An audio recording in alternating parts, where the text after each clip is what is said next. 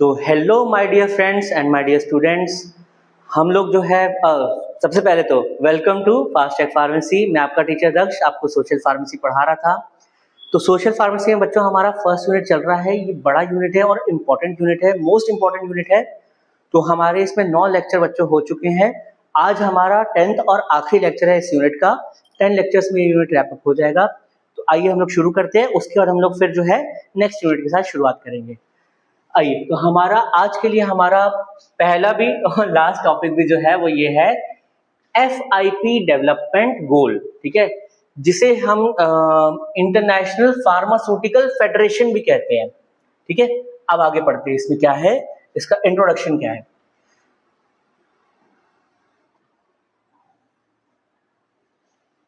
ठीक है, the FIP development goals are a major global initiative for pharmacy।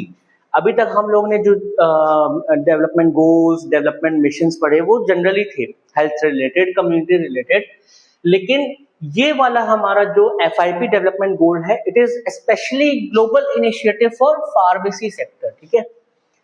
They build on the innovations that led to the launch of the FIP pharmaceutical workforce development goals, ठीक है।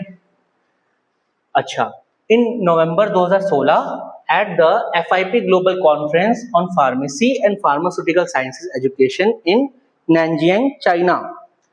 तो देखो क्या है कि ये हमारा जो गोल आया है, it is build on the innovations, ठीक है। जो इनोवेशंस जो हमारे फार्मा सेक्टर में हो रहा है, उसके बेसिस पे हमारा ये फार्मास्यूटिकल वर्कफोर्स डेवलपमेंट गोल आया है। ये कब आया है? ये आया है नवंबर 2016 में।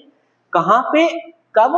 At the FIP global conference on pharmacy and pharmaceutical sciences education.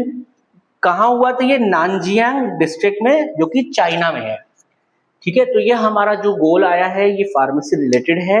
ये नवंबर 2016 में आया है और ये हमारा पूरा कॉन्फ्रेंस का नाम है। इस कॉन्फ्रेंस के दौरान ये आया था गोल्स, और ये हमारा कहाँ हेल्ड हुई थी, कहाँ आयोजित हुई थी? ये हुई थी नानजिंग में, जो कि हमारा है चाइना में, ठीक है। देखो, in turn the PWDGs were inspired and adapted from the concepts underpinning the UN Sustainable Development Goals to ensure alignment of the pharmaceutical workforce to the wider global imperatives, ठीक है। देखो, जो हमारा फार्मास्यूटिकल वर्कफोर्स डेवलपमेंट गोल्स जो आए हैं ना, ये किस चीज से इंस्पायर और अडॉप्ट हुए थे? जो कि हमारे पहले यूएन के सस्टेनेबल डेवलपमेंट गोल्स आ चुके हैं। याद है बच्चों, लास्ट लेक्चर में हम लोगों ने जो पढ़ा था, 2015 में जो हमारे सस्टेनेबल डेवलपमेंट गोल्स जो आए थे यूएन के, ये हमारा PWDG जो है उसी से इंस्पायर हुआ है और उसी से अडॉप्ट भी किया गया है, ठीक है। ये किसके आया था? To ensure alignment of the pharmaceutical workforce to the wider global imperatives. कहने का मतलब ये है कि जो हमारा पहले जो ग्लोबल हेल्थ मिशन आया, उसके बाद हमारा जो ग्लोबल क्या कहते हैं, ग्लोबल डेवलपमेंट जो हमारा पहले सस्टेनेबल डेवलपमेंट गोल्स आए, और हमारा जो है डेवलपमेंट मिशन आया, डेवलपमेंट गोल्स आए, ठीक है। इसमें, इन गोल्स में हमारा फार्मास्यूटिकल वर्कफोर्स का क्या उनके साथ तालमेल, अलाइनमेंट, कंट्रीब्यूशन हो सकता है, उसके चलते हमने यहाँ पे लाया है। हम लोग ग्लोबली चाहते हैं कि इन गोल्स, इन मिशंस में हमारे फार्मेसी सेक्टर की वर्कफोर्स की भी भागीदारी हो, उनके साथ तालमेल हो, अलाइनमेंट हो, ठीक है। अब देखो, जो हमारे जो ये डेवलपमेंट गोल्स हैं ये क्या क्या है। देखो, ये टेबल में हमको हमारे, ठीक है, ये जो फार्मेसी वर्कफोर्स डेवलपमेंट गोल्स है, ये हमारे इस टेबल में हम पढ़ेंगे क्या क्या है। एकेडमिक कैपेसिटी, यानी कि एकेडमिकली भी जो कैपेसिटी है वो बूस्ट हो सके, लोगों में फार्मा की पढ़ाई हम अच्छे से लोगों तक पहुंचा सके, लोगों को फार्मेसी सेक्टर में एजुकेट कर सकें, ठीक है। तो एकेडमिक कैपेसिटी को हमें बूस्ट करना है। लीडरशिप डेवलपमेंट, लीडरशिप बच्चों ये बहुत बड़ी क्वालिटी है जो कि हर सेक्टर में जरूरी है, फार्मा सेक्टर में भी, एजुकेशन सेक्टर में भी। तो लीडरशिप को डेवलप करना है। देखो, बच्चों अच्छे लीडर्स होंगे, अच्छे गाइडर होंगे, अच्छी गाइडेंस मिलेगी तो ही अच्छी एजुकेशन मिलेगी और अच्छे से ही वो सेक्टर बूस्ट करेगा। उसके बाद क्या है, impact and outcomes. Our impact should be more and outcomes should be more. तो इम्पैक्ट भी अच्छा पॉजिटिव होना चाहिए, कैसा इम्पैक्ट रहेगा, और उस हिसाब से हमारे आउटकम भी चाहिए। ठीक है, आउटकम यानी कि रिस्पॉन्स। कम्युनिकेबल डिजीजेस को हमें उनके तहत उनके लिए काम करना है और इनको रिड्यूस करना है। उसके बाद क्या है, अर्ली करियर ट्रेनिंग स्ट्रेटेजी, यानी कि जो एजुकेशन है, जो करियर बच्चों का चल रहा है, तो जितना जल्द से जल्द हो सके उनको करियर की काउंसलिंग और उनको करियर की जो है ट्रेनिंग दो, ताकि वो अपनी स्ट्रेटेजी बना सके।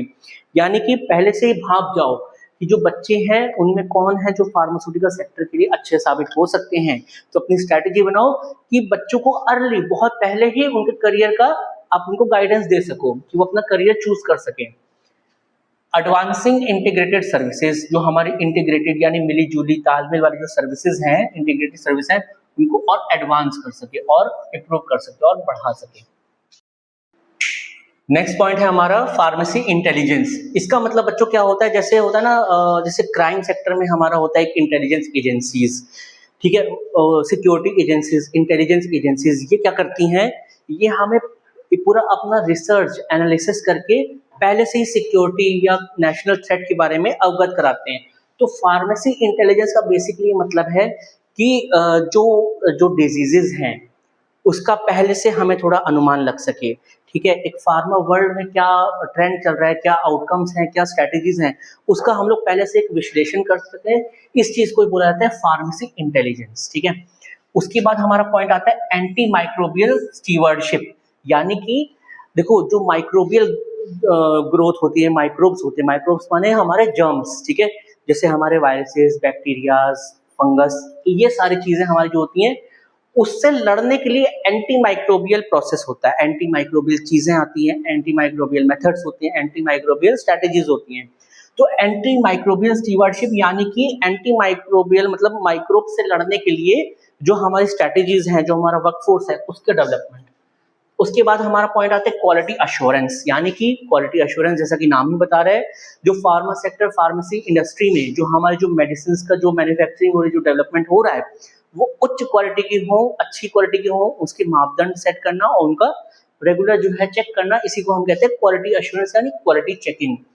उसके बाद हमारा पॉइंट आता है वर्किंग विद अदर्स, यानी कि एक फार्मा सेक्टर को देखो, क्योंकि फार्मा सेक्टर एक बड़े एक हेल्थ केयर सेक्टर का हिस्सा है, तो फार्मा सेक्टर को दूसरे हेल्थ केयर सेक्टर्स के साथ भी तालमेल बनाते हुए साथ में काम करना है। तो इस पॉइंट का यही मतलब है वर्किंग विद अदर्स, यानी other medical, other health sectors. फिर है पॉलिसी डेवलपमेंट। पॉलिसीज मतलब होते हैं गाइडलाइंस, स्ट्रेटेजीज, हमारे प्लानिंग्स हमारी, तो हमारे ग्रोथ के हिसाब से बाकी सारे एस्पेक्ट्स को भी देखते हुए हमारा फार्मा सेक्टर में एक पॉलिसी, एक स्ट्रेटेजी का डेवलपमेंट करना।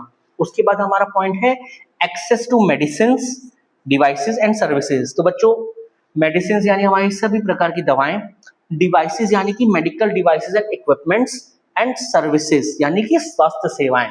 तो एक्सेस यानी कि पहुंच, मतलब सबको जो है पहुंच मिल सके मेडिसिन तक, मेडिकल डिवाइसेस, इक्विपमेंट्स तक और मेडिकल सर्विसेज तक सबके पहुंच हो सके। उसके बाद बच्चों हमारा पॉइंट है एडवांस्ड एंड स्पेशलिस्ट डेवलपमेंट, यानी कि पहली बात तो एडवांस डेवलपमेंट यानी अच्छा डेवलपमेंट, एंड स्पेशलिस्ट डेवलपमेंट यानी कि स्पेशलिटी। अब बच्चों जैसे कि फार्मा के भी कई सेक्टर होते हैं, जैसे इंजेक्टेबल सेक्टर, वैक्सीन सेक्टर, ठीक है, और न्यूट्रिशन एंड सप्लीमेंट सेक्टर। फिर हमारा आता है नॉन कम्युनिकेबल डिजीजेस की मेडिसिन, कम्युनिकेबल डिजीज की मेडिसिन, लाइफस्टाइल मेडिसिन। तो कहा गया है कि जो एडवांस्ड एंड स्पेशलिस्ट डेवलपमेंट यानी कि अच्छी advance development plus speciality medicine, speciality की भी डेवलपमेंट, ठीक है। उसके बाद हमारा पॉइंट है कंटिन्यूइंग प्रोफेशनल डेवलपमेंट स्ट्रेटेजीज। इसका मतलब है कि जो प्रोफेशनल डेवलपमेंट है हमारा फार्मा सेक्टर का, उसका एक कंटिन्यूड और ग्रोथ डेवलपमेंट हो सके, ठीक है। फिर हमारा पॉइंट है मेडिसिन एक्सपर्टीज।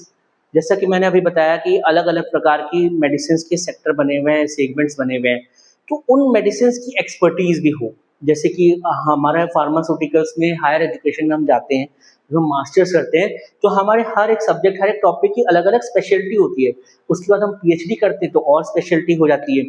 जैसे डॉक्टर्स में भी आप देखोगे हर एक तो होता है हमारे जनरल फिजिशियन, जनरल प्रैक्टिशनर, वो ओवरऑल सारी चीज़ों का जो है एक्सपर्ट होते हैं, ठीक है। लेकिन फिर हमारे आते हैं हर एक सेक्टर के, हर एक सेगमेंट के specialist, cardiovascular specialist, cardiac doctor, cardio doctor जिसको हम कहते हैं, गायने डॉक्टर जो female reproductive system, female health की जो डॉक्टर होते हैं। उसके बाद हमारे आते हैं ऑप्थेल्मोलॉजिस्ट यानी आईज की, आंखों के डॉक्टर। फिर हमारे आते हैं न्यूरोलॉजिस्ट यानी हमारे ब्रेन के डॉक्टर। फिर हमारे आते हैं ऑर्थोपेडिक्स डॉक्टर यानी हड्डियों के।